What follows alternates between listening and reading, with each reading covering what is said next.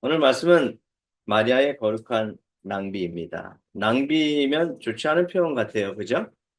근데 앞에 거룩한 낭비라고 하니까, 낭비가 그냥 낭비가 아닌 것 같습니다. 자, 인생은 우연이 아닙니다라는 책이 있습니다. 김경훈이라는 사람이 지었는데, 인생은 우연이 아닙니다. 우리가 모든 것이 우연 같지만 우연처럼 그렇게 인생은 그렇게 넉넉하지는 않습니다. 이 김경훈이라는 사람은 사진 작가예요. 또 보도 작가입니다. 중앙대학교 사진과를 나와서 런던 컬리지 오브 커뮤니케이션에서 보도 사진을 공부하고 여러 차례 뭐 일간 스포츠나 로이터 통신을 통해서 많은 그 사진을 남겼습니다. 1919년 플리처상을 탔고 2020년에는 세계 보도 사진전을 수상하였습니다. 그가 사진을 찍으면서 깨달은 점이 있다는 거예요. 이 사진이라는 것은 그렇게 명작을 남기기 위해서는 그냥 되어지지 않는다는 것이에요. 먼저 이 김경훈이라는 작가가 어떤 사건을 만나게 됩니다. 비행기 추락 사건으로 인해서 어, 생명을 잃은 그 장소에 급파되어서 그곳에 가서 사진을 찍기 시작합니다. 근데 어, 그 딸이 울면서 이렇게 그 부모의 사진을 보면서 껴안고 울면서 혼내키는 장면을 사진에 담았어요. 그러면서 이 사진 작가에게 이 두 딸이 욕을 하는 거예요. 너는 응? 우리의 슬픔을 통해서 돈을 버는구나. 그 사진을 찍으면서 마음에 혼란이 생겼다는 것이에요. 슬픔의 장소에 가서 사진을 찍으면서 자기는 고뇌했어요. 내가 이래도 될까? 내가 사진 작가로서 이렇게 살아도 될까? 그런데 이 보도 자료에 그 끔찍한 사건은 보도되어져야 하는 그런 사건이잖아요. 그죠? 누군가에게는 보도되어져야 하는 그런 사건이에요. 또 한 번은 이런 경우를 만납니다. 아프가니스탄 전쟁에서 어, 아픔을 당한 그런 주제로 사진을 찍기 위해서 그 아프가니스탄에 갑니다. 근데 어떤 여인의 사진을 찍는데 부탁부탁해서 그 사진을 찍었습니다. 그리고 그 사진이 널리 널리 알려졌어요. 그런데 공교롭게도 그 아이는 행방을 감췄고 그 아이는 어려움을 당했습니다. 그 사진 때문에. 돌아보니까 내가 하는 일이 좀 정당하지 않은 것 같다.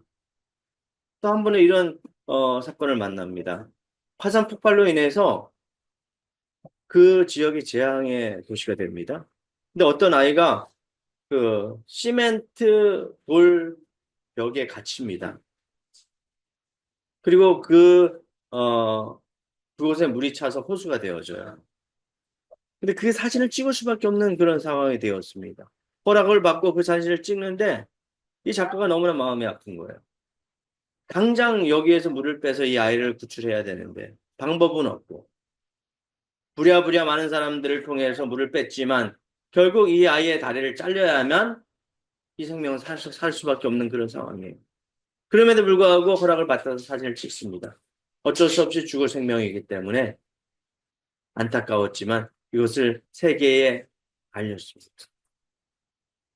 그러면서 세상은 많은 변화를 갖죠. 전쟁의 위기 속에서 부하가 된 사람들, 어려움 속에서 아픔을 겪는 사람들을 도와주는 그러한 일들이 일어나기 시작합니다. 그러면서 그렇게 깨달았습니다. 무엇이냐? 사진을 찍어도 좋은 작품을 내기 위해서는 그 사람의 관계를 잘 생각해야 되고 그 사람과의 어떠한 친밀감이 있어야지 훌륭한 작품이 나온다라는 것이죠. 우리 사진을 막 찍잖아요. 그죠? 막 찍으면서, 어, 사진을 찍으면서 좋은 작품을 기대하잖아요. 그렇지 않다는 것이에요. 그 사람과의 좋은 관계가 있어야 하지만 반드시 좋은 작품이 나온다는 것을 깨닫습니다. 그리고 여러 날 동안 어떠한 명작을 만들기 위해서는 그 장소에서 기다려야 한다는 것이에요. 준비가 충분히 되어져야만 그 작품이 나올 수 있다는 것이죠. 우리가 준비하는 것이 낭비라고 생각하시면 안 됩니다. 어떠한 일을 하더라도, 뭐, 아이를 키우는 것도 마찬가지고, 또 사업을 하는 것도 마찬가지입니다. 내 개인 일을 하는 것도 마찬가지예요. 내가 시간을 많이 들여서 허사가 되는 것 같이 보이지만, 그렇지 않다는 것이에요. 그 준비가 차곡차곡 쌓인다면, 진짜 훌륭한 일을 감당할 수 있는 그런 기회가 온다는 것이죠. 그래서, 이 인생은 우연이 아닙니다라고 이 책을 쓴 사람은 결국 퓰리처상, 세계적으로 유명한 그런 상을 받았다는 것이. 사진 하나도 우연이 아닙니다. 그죠? 근데 오늘 본문은 마리아가 예수님을 만나면서 시작되어지는 아주 위대한 일입니다. 그것이 그냥 하루아침에 된 것이 아니에요. 거룩하게 준비했다는 것이고 평상시에도 주님을 만나기 위해서 거룩하게 말씀을 보고 그리고 하나님의 뜻대로 살아내며 기도하며 준비했다는 것이죠. 자, 오늘 요한복음 12장 1절은 예수님께서 베다니라는 곳을 찾습니다. 유월절 엿새 전에. 자, 12장 1절 보시면 유월절 엿새 전에 예수께서 베다니에 이르니. 자, 왜 베다니로 가냐 하면 이제 예수님께서는 곧 얼마 안 있으면 십자가에 못 박혀 돌아가십니다. 그래서 베다니에서 아주 중요한 일이 있습니다. 그 일을 위해서 베다니에 들리고 곧 예루살렘에 입성하셔서 예수님께서 십자가에 못 박혀 돌아가시기 바로 전입니다. 자, 이 베다니는 어떤 곳이냐? 이곳은 예수께서 죽은 자 가운데서 살리신 나사로가 있는 곳이라. 자, 죽었던 사람이 살아나요. 이런 역사가 성경에 기록되어 있습니다. 이 본문이 바로 요한복음 11장이에요. 앞장을 보시면 나사로의 부활이라고 얘기합니다. 부활은 무엇입니까? 죽었던 자가 다시 살아난 거. 그죠? 그걸 부활이라고 얘기합니다. 잠자던 자가 깨어났다. 그거는 잠에서 깨어났다 얘기하죠. 그죠? 이것은 죽었던 자로 판명된, 그러니까 시체에서 냄새가 펄펄 납니다. 썩었다는 것이에요. 그 죽었던 자가 다시 살아나온 놀라운 기적이 이 요한복음 11장에 있습니다. 자, 요한복음 11장 1절 보면 어떤 병자가 있으니 이는 마리아와 그 자매 마르다의 마을 베다니에 사는 나사로라. 그러니까 나사로라 사람은 이 마리아와 마르다의 동생이에요. 자, 이 마리아는 향유를 주께 붓고 머리털로 주의 발을 닦던 자요. 병든 나사로는 그의 오라버니더라 라고 이렇게 기록되어 있습니다. 그죠? 11장에 먼저 마리아에 대해서 설명하고 있습니다. 그리고 어떻게 병이 또 어떻게 죽은 자가 나았는지 상세히 기록되어 있습니다. 그것은 뭐 이렇게 11장 보시면 잘 나와 있기 때문에 한번 보시고요. 어쨌든 나사로가 살아납니다. 죽었던 나사로가 살아나는 놀라운 기적 같은 그런 일이 일어납니다. 그러므로 말미암아 오늘 본문이 잔치를 벌입니다. 그죠? 죽었던 가족이 살아났는데 이처럼 기쁜 일이 어디 있겠습니까? 그죠? 내가 사랑하는 부모, 사랑하는 친지, 가족들 중에서 죽었다는 자가 살아났다는 것이에요. 그래서 이절에 보시면 거기서 예수를 위하여 잔치할세. 잔치를 벌이는 겁니다. 누구를 위해서요? 예수님을 위해서. 예수님께 감사와 찬양을 드리기 위해서 잔치를 벌이는 거예요. 이해되시죠? 그죠? 어떤 잔치를 벌이겠습니까? 아주 귀한 잔치를 벌이겠죠. 그죠? 있는 거 없는 거 다 내놓고 잔치를 벌일 겁니다. 여러분들 같으면 안 그렇겠습니까? 그죠? 생일 잔치도 귀해서 있는 거 없는 거 다 꺼내서 이렇게 잔치를 벌이지 않습니까? 그래서 마리아와 마르다 그 가족이 잔치를 벌입니다. 자, 그래서 2절에 보니까 마르다는 일을 하고 나사로는 예수와 함께 앉은 자 중에 있더라. 잔치의 주인공이죠. 그리고 치유한 사람 예수님이죠. 그러니까 잔치의 주인공 자리에 앉아 있고 마르다는 열심히 분주하게 일을 합니다. 그런데 보십시오. 자, 3절입니다. 마리아는 지극히 비싼 향유, 곧 순전한 나드 한 그릇을 가져다가 어떻게 해요? 예수의 발에 붓고 자기 머리털로 그의 발을 닦으니 향유 냄새가 집에 가득하더라. 자, 아까 우리 좀 전에 본 11장 2절에 보니까 똑같은 말이 또 나오죠. 그죠? 11장에 나오고 12장에 또 나옵니다. 마르다는 어떤 일을 하고 있죠? 잔치를 준비하고 있습니다. 마리아는 무엇을 하고 있죠? 향유를 가져다가 예수님의 발에 뿌립니다. 자, 똑같은 일을 하고 있는 것 같지만 똑같이 뭐 중요한 일이겠죠. 그죠? 잔치를 준비해야 되는 것도 중요하지만 더 중요한 일이 있다는 것이에요. 바로 예수님을 영접하고 또 예수님 앞에 귀한 행위를 하는 것. 이것은 무엇입니까? 바로 예수님의 장례를 준비하는 것이에요. 얼마 안 있으면 예수님은 이제 돌아가시는 거예요. 그 잔치에서 맛있는 거 먹고 그리고 서로 즐기는 것도 중요하겠죠. 근데 그 중요한 건 무엇입니까? 내가 이제 가장 중요한 하나님의 사역, 하나님께서 내게 명령한 그 사명을 감당하는 일을 완수하는 것이 더 중요하다는 것이에요. 자, 향유를 뿌린다는 것은 마리아가 예수님께서 십자가에 못 박혀 돌아가셨다는 것을 이미 감지했다는 것이죠. 자, 여러분, 예수님께서 이제 십자가에 돌아가신다면, 얼마 안 있으면 장례를 치른다면 뭐가 중요하겠습니까? 예수님을 잘 모시고 예수님께서 필요한 일을 해야 되지 않겠습니까? 예수님을 잘 섬기고, 그죠? 예수님께서 곧 돌아가실 일을 위해서, 장례를 위해서 준비하는 것이 중요한 일이겠지. 그렇지 않겠습니까? 본문에 보시면 베다니라고 나오죠. 베다니. 그죠? 베다니라는 그런 말이 나옵니다. 예수님께서 베다니에 들어갑니다. 베다니라는 것은 슬픔의 집이라는 뜻이에요. 괴로움의 집이라는 뜻입니다. 슬프고 괴로운 장소예요. 근데 죽음을 앞둔 사람이 내가 십자가에 못 박혀 주님의 품으로 간다는 그런 사실을 아는 사람이 이곳에 잠시 머무르는 듯 이곳이 기쁨의 장소가 될 수 있겠습니까? 그렇지 않겠습니까? 이제는 슬픔에, 괴로움에 그 바다로 향하는 그러한 예수님의 모습이 상징될 것입니다. 그렇다면 우리가 이 땅을 살아가는 데 있어서 이 마리아처럼 주님이 원하시는 길을 가야 되지 않겠습니까? 그죠? 예수님께서 십자가에 못 박혀 돌아가시는데 또한 우리가 주님 품에 가는데 무엇이 중요하겠습니까? 그 주님 품에 가는 것을 준비해야 되지 않겠습니까? 그럼 여러분들은 무엇을 준비하겠습니까?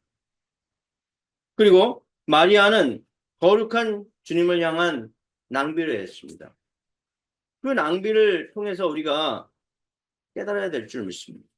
무엇을 깨달아야 될까요? 낭비를 통해서. 우리 또한 거룩한 주님 앞에서 그리고 거룩한 낭비를 해야 될 것입니다. 그죠? 자, 이 거룩한 낭비는 주님을 극진히 섬기는 것입니다. 따라해 보시기 바랍니다. 주님을 극진히 사랑합시다. 네, 이 마리아는 주님을 극진히 사랑했습니다. 3절에 보시면 나드 한글이라고 나와요. 나드 한글. 그죠? 아주 지극히 비싼 향유입니다.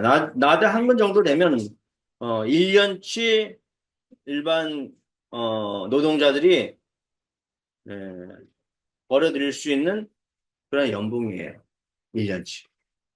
그러니까 얼마 정도 될까요? 한 1년치 연봉이라면 뭐 사람들마다 좀 다를 수 있겠지만 뭐 기본 그 근로를 생각했을 때 아마 2천만 원 좀 넘을 것 같아요. 그죠? 지금 현 시세에 보면 2,500? 좀 많게는 좀뭐 사람마다 좀 다르니까 2천만 원 정도 된다면 자, 그것을 깨뜨려서 예수님의 발에 뿌린다는 것이 얼마나 귀한 건지 알겠죠.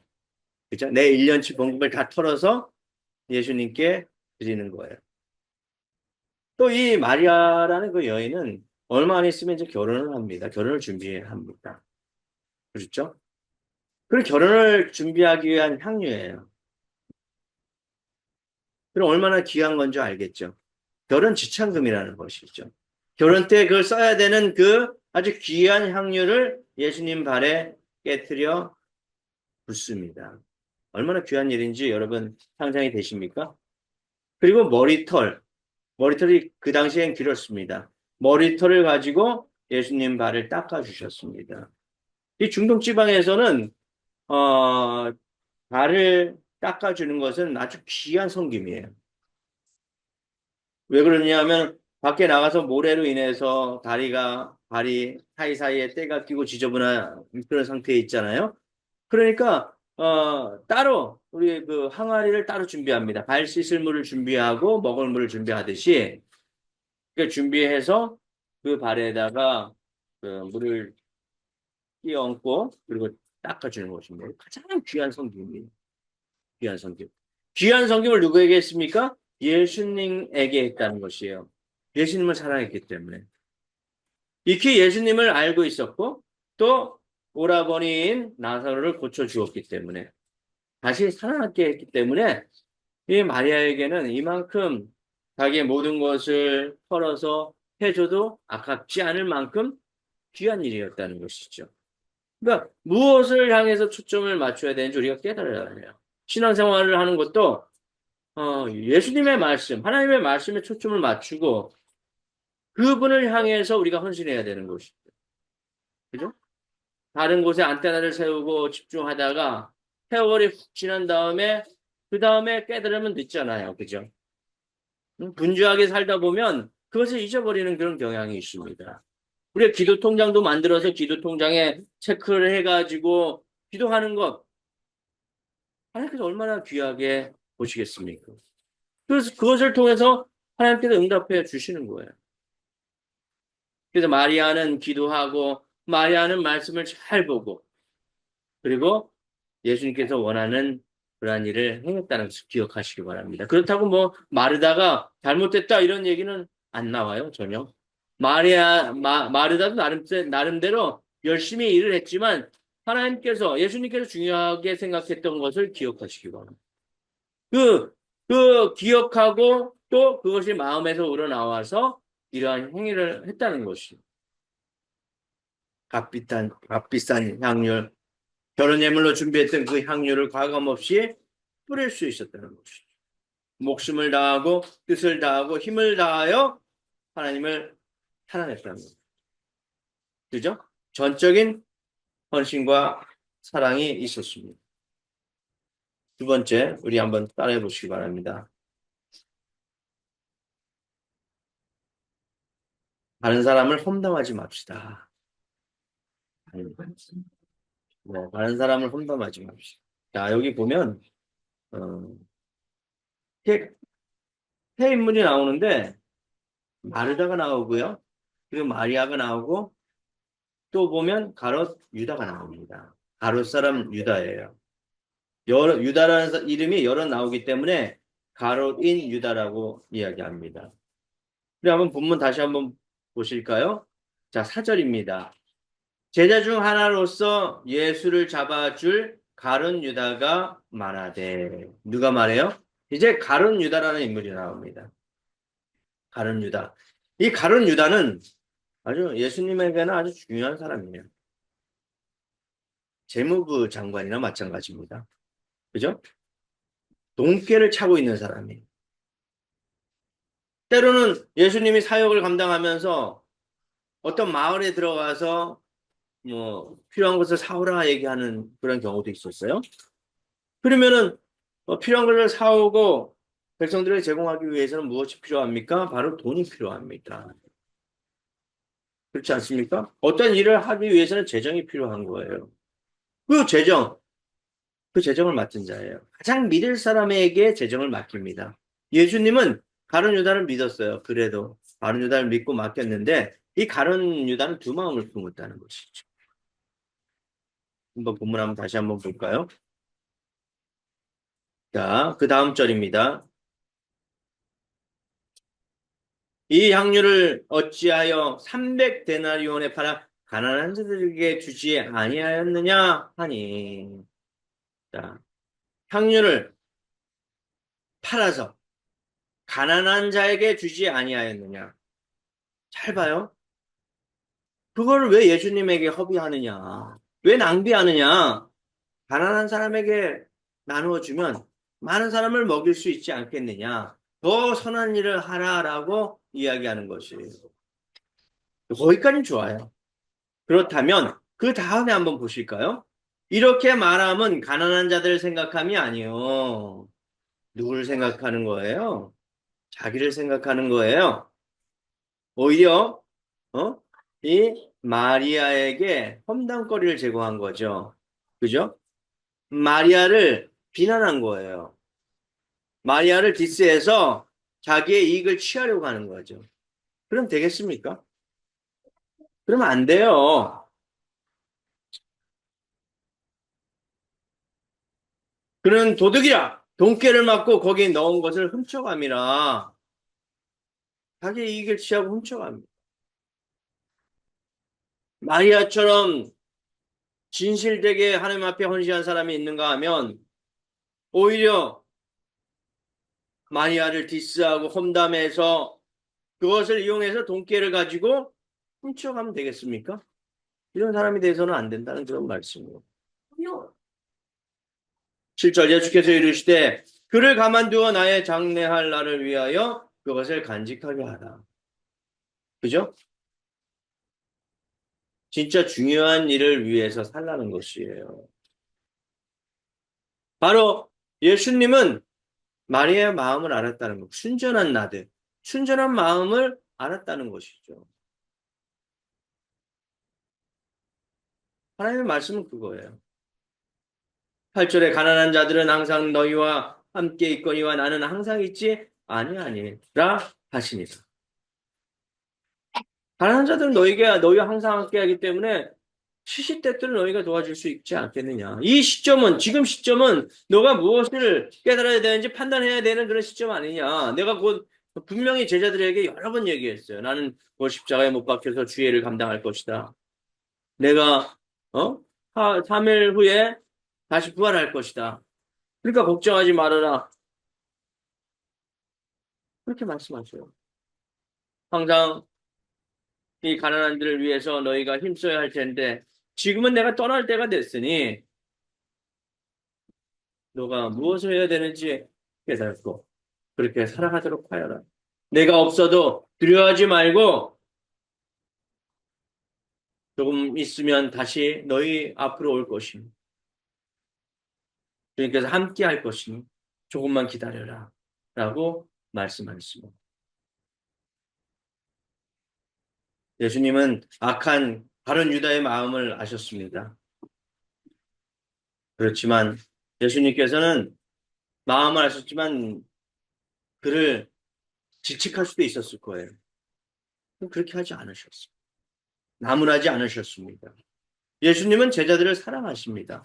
하지만 회개할, 돌이킬 기회를 주셨다는 것을 깨달으시기 바랍니다.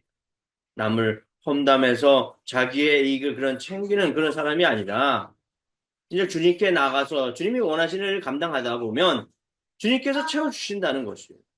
주님께서 그 마음의 중심을 보시고 복을 허락하여 주신다는 것이에요.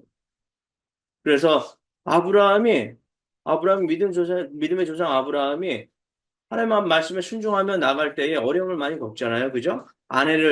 사라 아내를 잃을 뻔함에도 불구하고 꿈속에서 사라의 그런 위급한 상황을 보여주셔서 아브라함과의 그 관계에 있어서 다시 회복되어지게 됩니다. 여러 가지 어려움을 만나지만 주님께서 그걸 먼저 아시고 회복되게 하신다는 것이에요.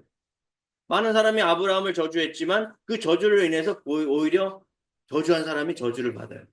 그죠? 아브라함의 복을 빌어준 사람은 어떻게 해요? 복 받고 나중에 잘 되어져요. 절대 우리가 싫은 소리 듣는다 해도 그런 험담할 필요가 없어요. 그냥 듣고 한쪽 귀로 흘려버리세요. 그냥. 그러시면 내게 복이 돼요. 하지만 그 험담한 사람은 나중에 그 대가를 철저히 치르신다니까요. 이 본문 말씀처럼. 그죠? 서로 사랑해야 된다는 것이죠. 섬기고 사랑하는 은혜가 저와 여러분에게 가득하길 원합니다. 낭비 같지만 낭비가 절대 아니에요. 절대 아닙니다. 시간이 지나고 쌓이고 쌓이면 그것이 나에게 복이 되는 것이에요. 성경 말씀에 마리아에 대해서 기록되어 있지 않습니까? 여러 번 기록되어 있어요. 그 거룩한 낭비. 저와 여러분, 그러한 거룩한 낭비를 하시길 바랍니다. 기도하겠습니다.